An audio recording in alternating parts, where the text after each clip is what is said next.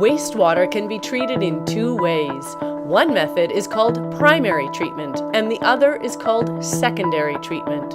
Follow Metro Vancouver wastewater plant technician Craig Meyer to find out how it works.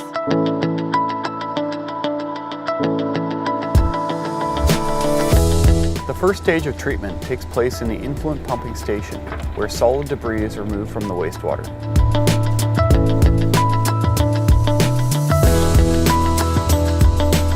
Start removing all those sticks and rags and other things that people put down in the toilet and anything else you really can think of that these screens will remove.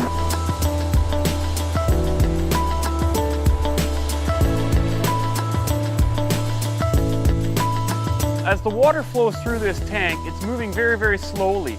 All the scum, fats, oils, and greases are floating to the top of the surface. So we're going to collect all these fats at the front of this tank, and all the heavy organic matter is settling down.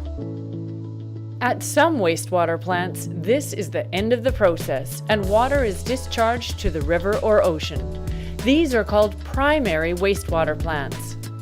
Other plants, however, continue treating the wastewater even more. These are called secondary wastewater treatment plants. It's time for secondary treatment. We have 4 large domes. Those are the trickling filters. Inside the trickling filters, we have about 15 feet of this plastic media. Basically what's happening is as the water filters through this media, the slime starts to grow that has all these organisms, and they're going to start consuming all this soluble organic matter and this really finely suspended organic matter that we couldn't settle out in the primary sedimentation tanks. As the wastewater leaves the trickling filters, you can see those pyramid-shaped domes. Underneath there is the solid contact tanks.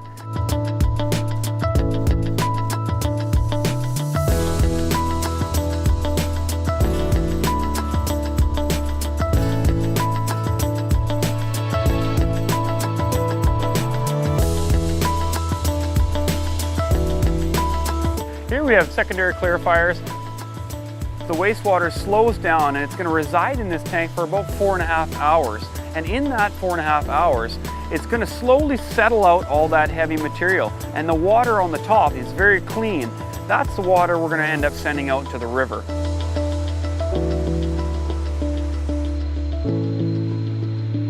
To recap, large materials and grit are scraped and settled out. Oils are skimmed and sludge is settled out. Then bacteria consume tiny organic materials. Then the bacteria clumps settle out. Finally, the surface water flows to the ocean or river.